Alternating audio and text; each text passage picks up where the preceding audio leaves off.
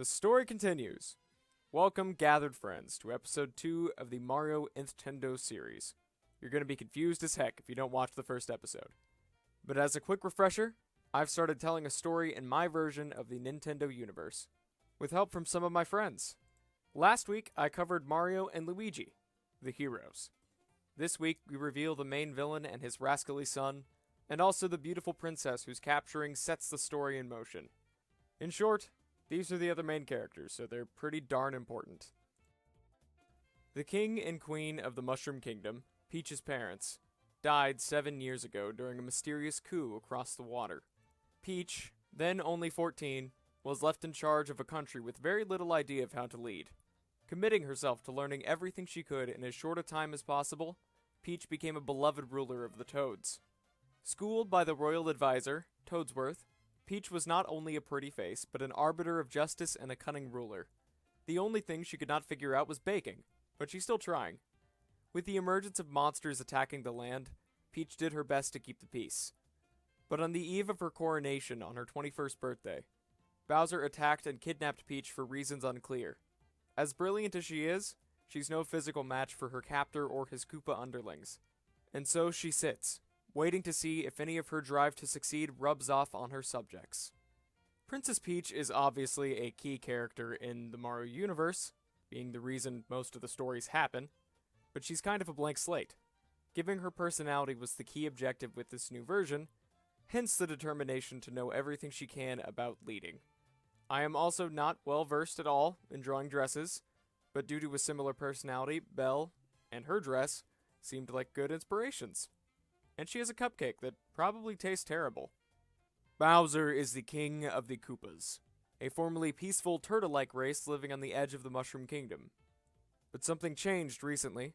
Bowser became a powerful sorcerer and now wages war with anybody who gets on his bad side. Feeling slighted by the more powerful kingdom, he makes his feelings known, all culminating in the capture of Princess Peach. While he seems to be a terrifying tyrant, Bowser is actually a respected ruler among his people, and has even inspired some of the Toads to follow him, becoming his Goomba soldiers. He also cares immensely for his son, Bowser Jr., and would do anything to keep him safe, including tear down an entire civilization. It is unknown where his magical powers came from, or how he learned them so quickly, but he is certainly using them to their fullest potential. It was just as important to me to get Bowser right as it was with Mario. Bowser is very likely the most recognizable video game antagonist. His edges have been sharpened, mostly giving him a more dangerous look. The flowing scarf and armor is meant to invoke a kingly disposition, and the fiery hair comes straight from Bowser's fury. Whereas Bowser may be a ruthless general set on achieving his goal of conquering the Mushroom Kingdom, he is not a heartless ruler either. There is one key path to Bowser's heart: his son, Bowser Jr. The crown prince of Bowser's kingdom is a mischievous brat who desperately wants to show his father he's up to snuff. He is a mechanical prodigy, building creations like his floating car that he uses to antagonize his opponents. His caretaker Kamek has taught him magic to defend himself, and he has used it to its fullest extent, even adapting it to work with his machines. All of this he does to prove himself and to help his father. He isn't even a bad kid, just misguided. Children are shaped by their environment, and if Bowser Jr. had better influences surrounding him, he might even be a good kid. Bowser Jr. was designed almost entirely by Zoser. He's the one that came up with the magical background and implementing it with the Koopa War Machines, and drew Bowser Jr. to suit.